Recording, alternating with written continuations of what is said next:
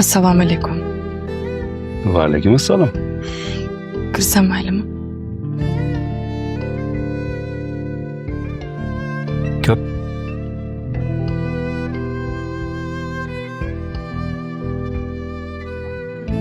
Meni kechiring. Tushunib yetdingmi? Ketayotganimdayoq tushunib yetgandim. Nimaga qaytmading? G'urur yo'l qo'ymadi.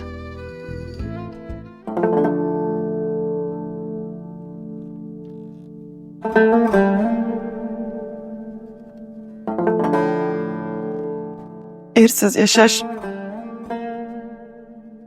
qo'rqinchli ekan.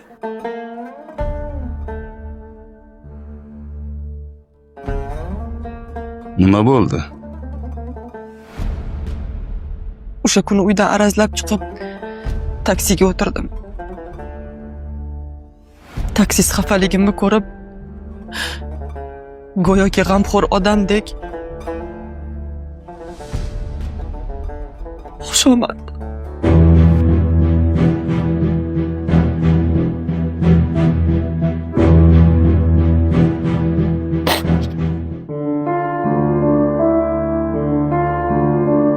Iye. Siz chekmasdingiz.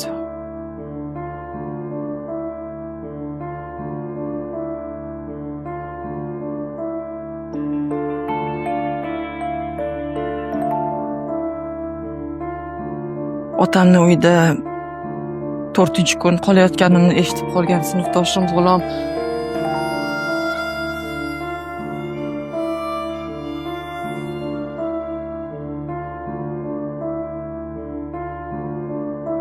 bilmayman, qayerdandir telefon raqamimni topib telefon qildi.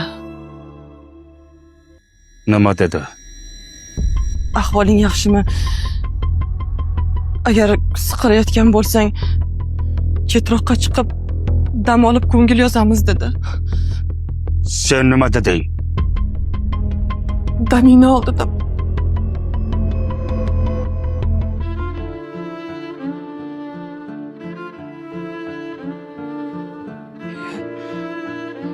İçiyapsizmi?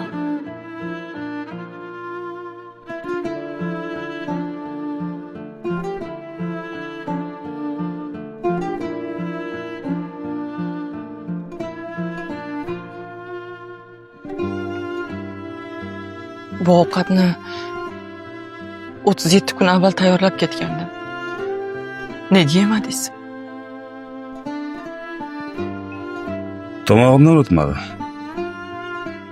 Sensiz.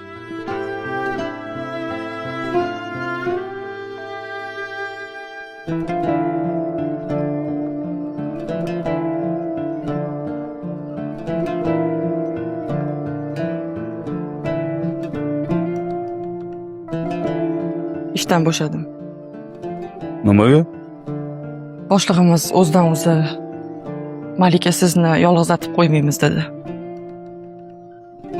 Keyinchi? Keyin xonamga bir buket gul bilan plitka shokolad kirgizib yuboribdi. Xo'sh. Keyinchi? Gul bilan shokoladni basharasiga otdim.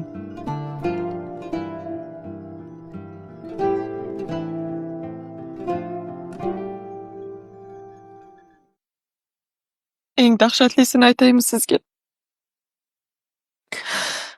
O'shanda siz ruxsat bermagan dugonalarim bilan kechga o'tirishga otamni uyiga qaytganimdan keyin bordim. O'tirishdan qaytgach, o'z otam mendan shubhalandi. Bilaman. Hozir siz ham shubhalanyapsiz. Xavotir olmang. Ko'nglingizni to'q qiling. Men-ku ersizlik nimaligini tushunib yetdim. Lekin ersizlikni erkinlik deb o'ylab yurgan minglab ayollar hali buni tushunib yetgani yo'q. Kechiring.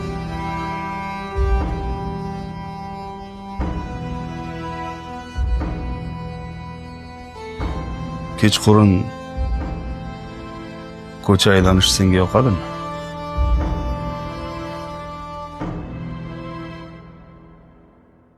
Ha,